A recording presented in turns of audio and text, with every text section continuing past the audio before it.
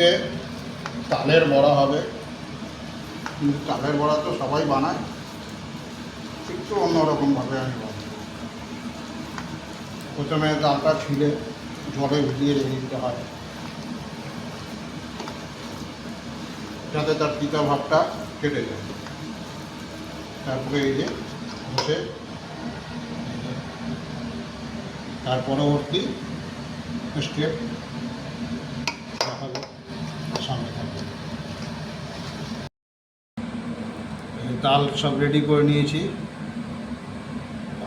প্রথমেই দেখিয়ে দিয়েছিলাম কীভাবে ডালটা প্রসেসিং করতে হয়। এরপরে এর সঙ্গে অনেকে চালের গুঁড়ো ময়দা দিয়ে করে, কিন্তু ওটা চিংড়া বা শক্ত হয়ে যায়, কিন্তু আমি করব দেশি আটা দিয়ে।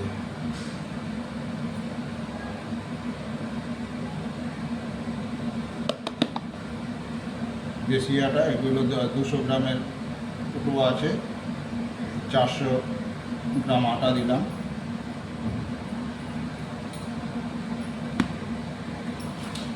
তার মধ্যে আমি সুজি অ্যাড করব,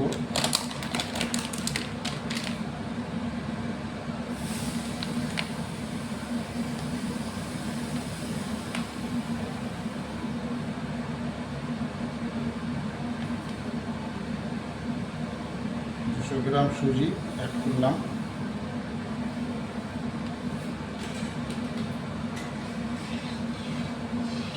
এর সঙ্গে চিনি অ্যাড করব,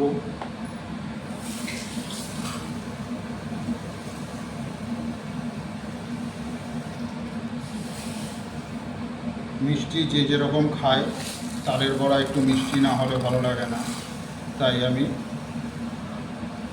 300 গ্রাম 350 গ্রামের মতো চিনি অ্যাড করি।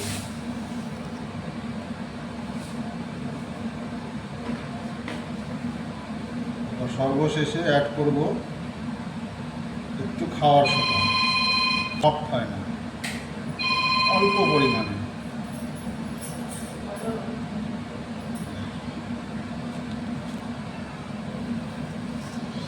এবার এটাকে খুব ভালো করে ফেটাতে হবে মেখে, এবং মাখার সময় দেখতে হবে যে নরম যদি হয়ে যায় তাহলে আরও একটু আটা বা সুজি পরিমাণ মতো অ্যাড করতে হবে। না মাখা পর্যন্ত বোঝা যাবে না যে কত কি মাখতে দিতে হবে।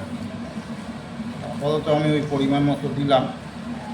তারপরে এটাকে ফেটানোর পর মোটামুটি 1.5-2 ঘন্টা ঢেকে রেখে দিতে হবে, মিনিমাম 2 ঘন্টার মতো ঢেকে রেখে দিতে হবে, যাতে সুজি টুজিগুলো যা দিলাম, চিনি সুজি সবগুলো মিক্সড হয়ে যায়। এখন যেটুকু ফেটাবো 2 ঘন্টা পর আবার এটাকে ফেটাতে হবে ভালো করে।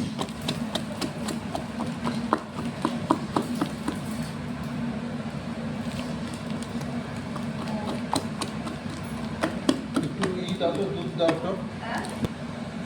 আমার ফেটানো হয়ে গেছে কমপ্লিট। তো এখানে এখন বেশি ফেটানো যাবে না, যেহেতু সুজি চিনি সবই আছে। এখন এটাকে আমি মিনিমাম 2 ঘন্টা রাখতে হয়, কিন্তু আমি তারও বেশি রাখবো, কারণ এটা আমি বৈকালে ভাজবো। তখন আরও ভালো করে ফেটাতে হবে।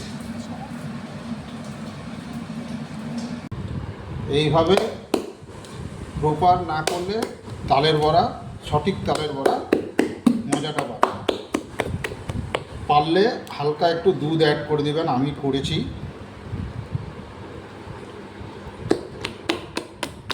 সঙ্গে থাকুন, এখন ভাজবো।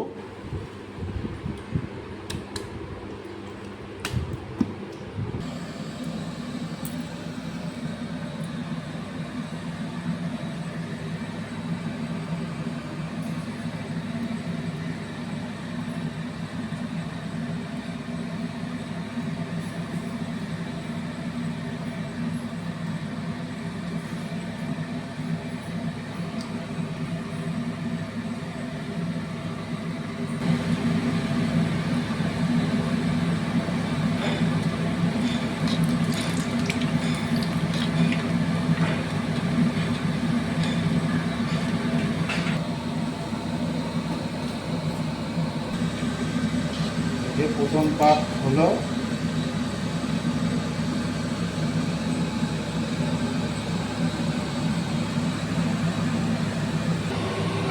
এই যে আমার তালের বড়া একেবারে কমপ্লিট, ভাজা ভুজা হয়ে গেছে।